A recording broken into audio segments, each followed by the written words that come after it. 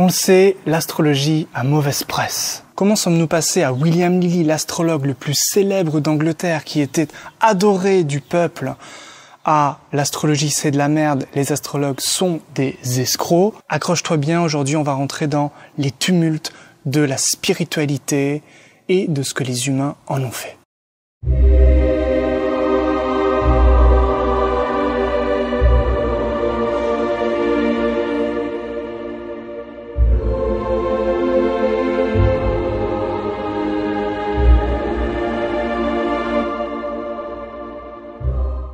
Pour comprendre le déclin de l'astrologie, il faut remonter au IVe siècle avec le concile de Nicée. En effet, l'Église catholique condamne tout ce qui paraît à ses yeux être immoral, tout ce qui paraît être hérétique, tout ce qui est l'antéchrist.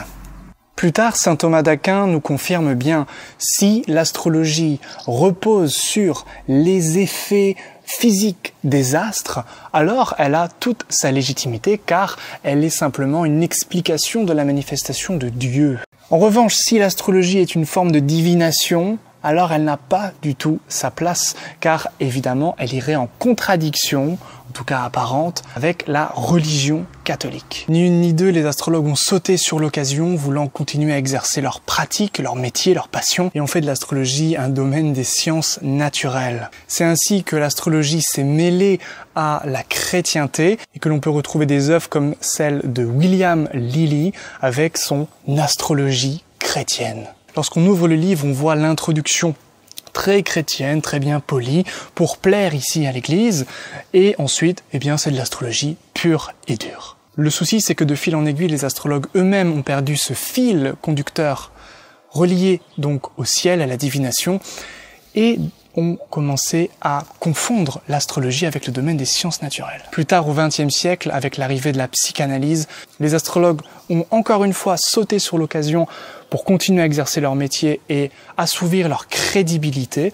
Ils ne se sont plus cachés vers le domaine du catholicisme, de la religion, mais vers le domaine de la science, ici la psychanalyse. C'est ainsi que l'astrologie moderne, celle que 95% des astrologues aujourd'hui pratiquent, est une astrologie qui condamne la divination, la prédiction et même l'aspect concret. C'est pourquoi ces astrologues sont incapables de vous dire des choses autres que sur votre personnalité, car ils ont réduit l'astrologie à la psychologie. De fil en aiguille, l'astrologie est devenue de moins en moins crédible, les astrologues ne savent même plus prédire, ils ne savent même plus vous parler de votre père, de votre mère, de votre physique, du comportement, etc.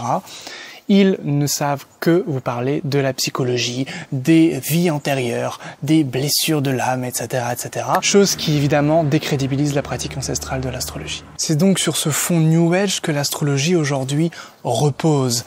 Et c'est parce que je cherche à retrouver l'état d'esprit des anciens, qui est en réalité l'état d'esprit traditionnel, une divination, un rapport mystique avec le ciel, avec l'analogie, avec le symbole, que j'ai décidé de créer cette chaîne en astrologie occidentale.